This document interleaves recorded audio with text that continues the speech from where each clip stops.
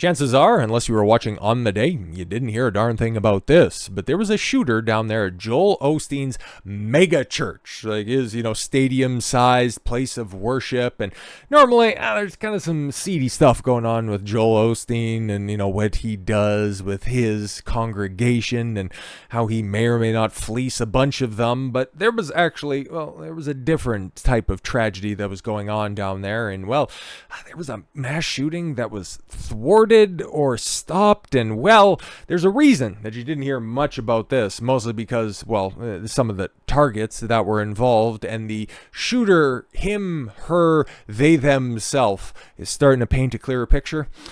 So yes, a shooter at Joel Osteen's megachurch with Palestine on a rifle had mental health issues, anti-Semitic writings, according to officials. And see, that person, that absolute piece of human garbage, ends up getting lumped in with the people that have a clear and measured take about what's going on in the Middle East, that ends up, sullying the entire conversation. Bag of crap.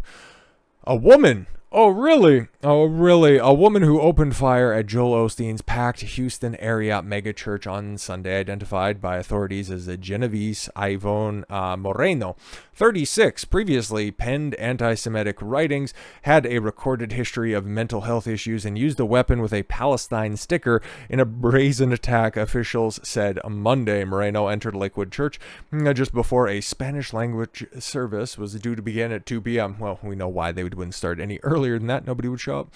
With a 7-year-old boy. Sorry, what? And opened fire as hundreds of people were taking their pews. 2 off-duty officers working security at the church, Houston cop Christopher Moreno, affiliation, who is not related to the shooter, and Texas Alcoholic Beverage Commission agent Adrian Herrera, returned fire and fatally shot Moreno. Officials said during a Monday afternoon press briefing, and we got a snippet from that press briefing because, there are some echoes from another tragedy that would have happened in around the same time last year. The young boy, who's currently fighting for his life, sustained a gunshot wound to the head. Oh no, Police Chief Troy Finner said Monday, who remains hospitalized in critical condition. When asked whether the child was shot by an officer, Finner declined to speculate, but said Sunday that the suspect put the baby in danger, but I'm going to put blame on her for that. The boy's relationship to Moreno, who's originally from El Salvador. Oh wow, there you go. There's another one. So you got a confirmed leftist, and then you also have an illegal migrant and a migrant nonetheless from El Salvador. All right, so there's another box to tick, and another reason why you probably didn't hear about this outside of the initial reaction to the story when mass media thought that they really had a good story on their hands. Ooh. Moreno had a criminal history dating back to 2005 with charges of assaulting a public servant, an assault causing bodily injury, forgery, possession of marijuana. Theft, evading arrest, and unlawfully carrying a weapon, according to Texas Department of Public Safety. Wow, another career criminal. But guys, stronger gun laws would definitely stop bad people from doing bad things, right? Hasig, who's Hasig, noted that back in 2016, Moreno was put under an order for emotional detention, which means officers transported her to a medical facility. We'll just go ahead and continue with the her for right now, because she was deemed a danger to herself or others. We do believe that she does have a mental health history that is documented, very much so, through us and through interviews with family members, Hasig said. Police officials did not elaborate on the 2016 incident. Moreno was previously arrested under the name Jeffrey Escalante. Oh, really? According to a local KHOU station, raising questions over whether the shooter was transitioning before or at the time of the attack. Stop me if you've heard this before.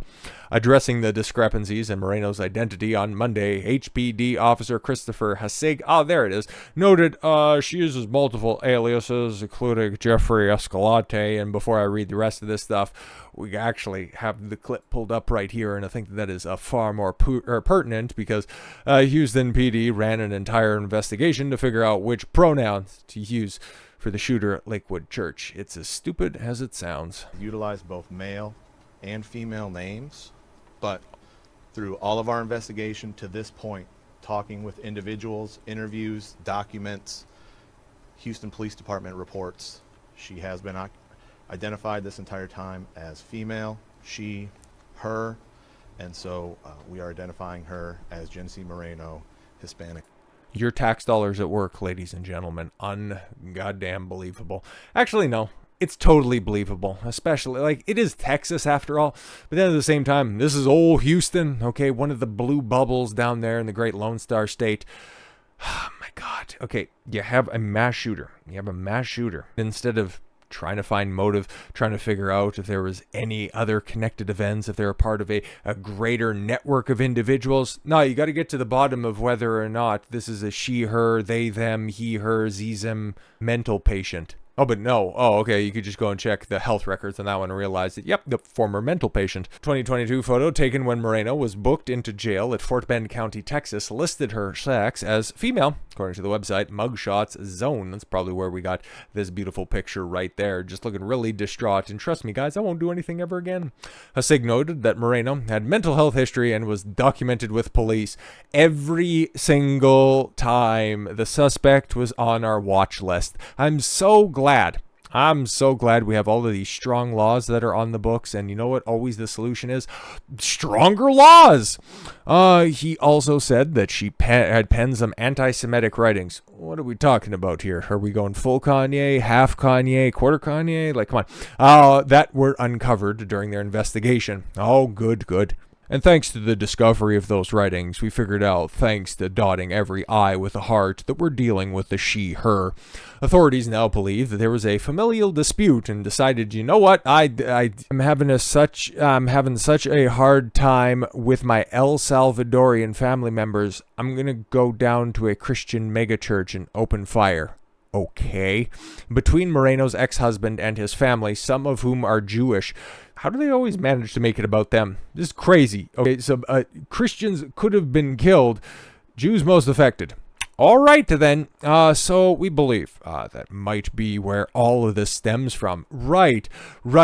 Anti-Semitic megachurch shooting. Make that one make sense. Make that make sense. Officials said she used an AR-15 rifle in the shooting. Again, just vague descriptions. Big black scary rifle, which was legally purchased in December. 22 caliber rifle was later discovered in her bag, which she did not fire. One 57-year-old civilian bystander was shot in the leg, but has since been released from hospital. Well, that's awesome.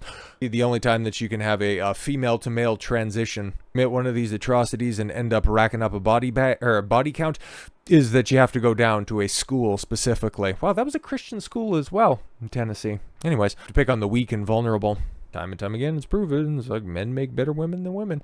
Law enforcement sources previously told ABC that Moreno's gun said "Free Palestine." However, officials clarified Monday there was a sticker on the rifle's butt plate that read Palestine. I'm sure that has something to do with it too, right? How do you connect? Yeah, whatever. A chilling video captured the start of the Spanish language service suddenly being interrupted by a barrage of gunfire. Detectives said Moreno had fired as many as 12 shots into the church before she was taken down. Before Moreno died from her injuries, thank God, she poured an unknown substance onto the floor and told officers that there was a bomb. Yeah, kind of doubt that. But a search in the area by a hazmat team found no evidence of explosives. No, I had some liquid in my bottle that I needed to get rid of, and just decided I didn't need the additional weight if I was going to be perusing around the megachurch. Fire Chief Sam Pena said on Monday that tests completed on the scene conducted there was no risk to exposure. Yeah, janitor could have told you that in about 10 seconds.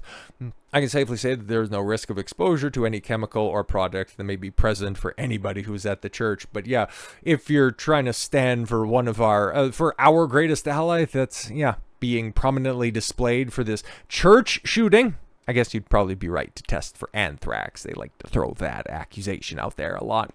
Hours after the shooting, FBI agents and other law enforcement searched Moreno's home in Conroe. Authorities said that they have reason to believe there are guns, ammunition, and explosive materials inside the home.